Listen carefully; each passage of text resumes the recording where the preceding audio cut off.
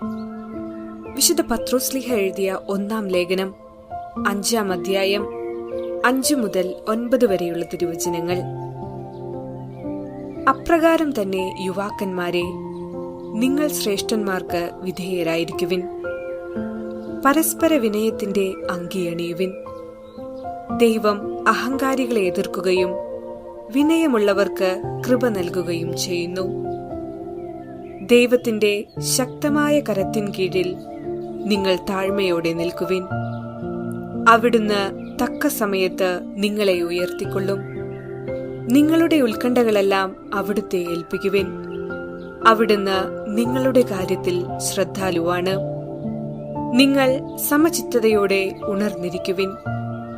നിങ്ങളുടെ ശത്രുവായ പിശാച് അലറുന്ന സിംഹത്തെ പോലെ ആരെ വിഴുങ്ങണമെന്ന് അന്വേഷിച്ചുകൊണ്ട് ചുറ്റി നടക്കുന്നു. വിശ്വാസത്തിൽ ഉറച്ചു നിന്നുകൊണ്ട് അവനെ എതിർക്കുവിൻ. ലോകമെങ്ങുമുള്ള നിങ്ങളുടെ സഹോദരരിൽ നിന്ന് ഇതേ സഹനം തന്നെ ആവശ്യപ്പെട്ടിരിക്കുന്നെന്ന് അറിയുകയും ചെയ്യുവിൻ. ഓർമ്മിക്കുക, ക്രൈസ്തവ ജീവിതം എന്നത് നിരന്തരമായൊരു പോരാട്ടത്തിന്റെ ജീവിതമാണ്. പിശാചിന്റെ പ്രലോഭനങ്ങളോടും ലോകത്തിന്റെ സ്വാധീനങ്ങളോടും തിന്മയുടെ ആധിപത്യം പുലർത്തുന്ന പ്രവണതകളോടും പോരാടേണ്ട ജീവിതം. തിന്മകളുടെ അധിപനായ പിശാചിനെതിരെയുള്ള നിരന്തരമായ ഒരു കഠിന യത്നം കൂടിയാണിത്. ദുഷ്ടശക്തി നമുക്കിടയിൽ സന്നിഹിതമാണ്. പിശാചില്ലെന്നോ പ്രവർത്തന നിരതനല്ലെന്നോ അനുമാനിക്കുന്ന അമിത ലഘൂകരണത്തിലേക്ക് പോകുന്നത് ശരിയല്ല. സ്വർഗസ്ഥനായ ഞങ്ങളുടെ പിതാവേ എന്ന പ്രാർത്ഥനയിൽ നാം ഇപ്രകാരം പ്രാർത്ഥിക്കുന്നുണ്ട്: തിന്മയിൽ നിന്ന് ഞങ്ങളെ രക്ഷിക്കണമേ.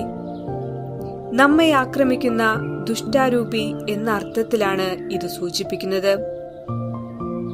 അതിൽ നിന്നുമുള്ള ഒരു മോചനത്തിനു വേണ്ടി പ്രാർത്ഥിക്കുവാനാണ് ഈശോ ഈ പ്രാർത്ഥനയിലൂടെ നമ്മെ പഠിപ്പിക്കുന്നത്. പിശാചിനെ ഒരു ഐതിഹ്യമോ ചിത്രീകരണമോ ഒരാശയമോ ആയി മാത്രം കാണുന്നത് അപകടകരമാണ്. കാരണം ഈ ചിന്ത നമ്മെ ജാഗ്രത ഇല്ലാതാകുന്നതിലേക്കും അശ്രദ്ധമായ ജീവിതം നയിക്കുന്നതിലേക്കും കൊണ്ടുചെന്നെത്തിക്കും.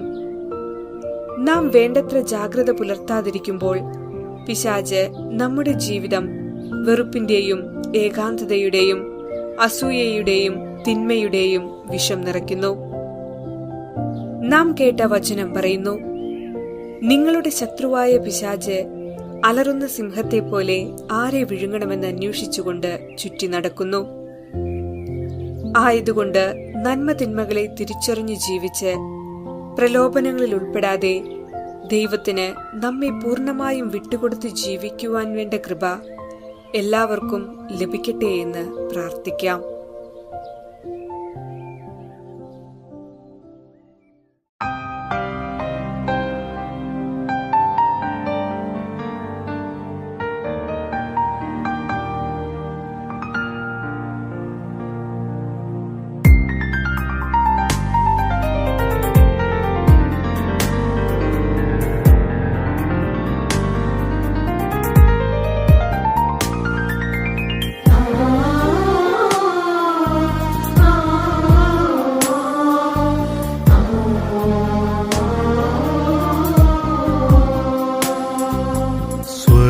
സ്വർഗസ്ഥനായ പിതാവേ, ഭൂജാതനായ മഹേശ്വരാ, നിത്യമാം സത്യമായി നിന്നെ അറിഞ്ഞിടാൻ നിത്യസഹായകനായി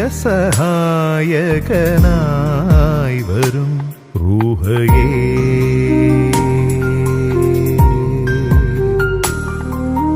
പാവനനേ പരനേ വരവാരിതേ, ആദിയിലേതിലും വ്യാപരനേ. പാവനനേ പരനേ വരവാരിതേ, ആദിയിലേതിലും വ്യാപരനേ. കീഴുമീ ആത്മാവിൻ സാന്ത്വനമേ, ശ്രീകോവിലാ കോവിലായി നീ എന്നകം തീർക്കണേ.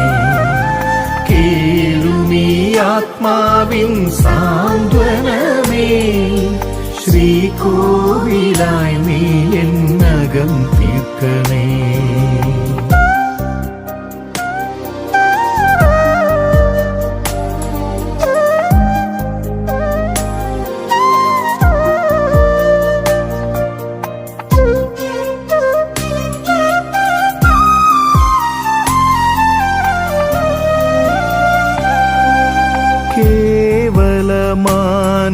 മാനുഷഭാവന തോൽക്കുമി തൃത്വൈക ദൈവമേ തമ്പുരാനേ.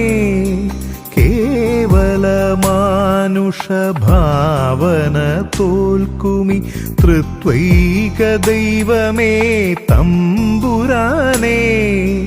നിത്യതയാം നിന്നെ കാണുവാനുൾക്കണ്ണിൽ സത്യസ്വരൂപനായി വിളങ്ങണേ, എന്നും വിളങ്ങണേ.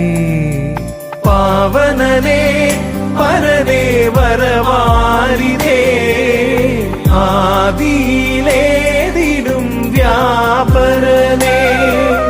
പാവനനേ പരനേ വരവാരിതേ, ആദിയിലേതിലും വ്യാപരനേ. കീഴുമീ ആത്മാവിൻ സാന്ത്വനമേ, ശ്രീകോവിലായി നീ എന്നകം തീർക്കണേ. കേഴുമീ ആത്മാവിൻ സാന്ത്വനമേ, ശ്രീകോവിലായി നീ എന്നകം തീർക്കണേ.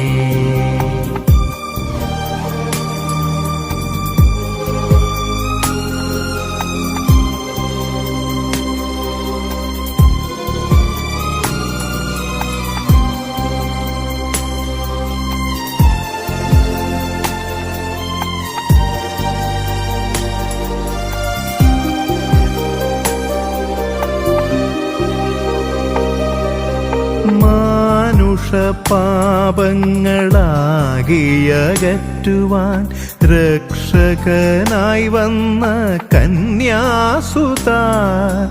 മാനുഷപാപങ്ങളാകിയകറ്റുവാൻ രക്ഷകനായി വന്ന കന്യാസുത. താവക സ്നേഹത്തിൻ ആഴമറിഞ്ഞിടാൻ നിൻമുറിപ്പാടിലെൻ വിരൽ ചേർക്കണേ, എൻ വിരൽ ചേർക്കണേ. സ്വർഗസ്ഥനായ പിതാവേ, ഭൂജാതനായ മഹേശ്വരാ, നിത്യമാം സത്യമായി നിന്നെ അറിഞ്ഞിടാൻ നിത്യസഹായകനായി വരും റൂഹയേ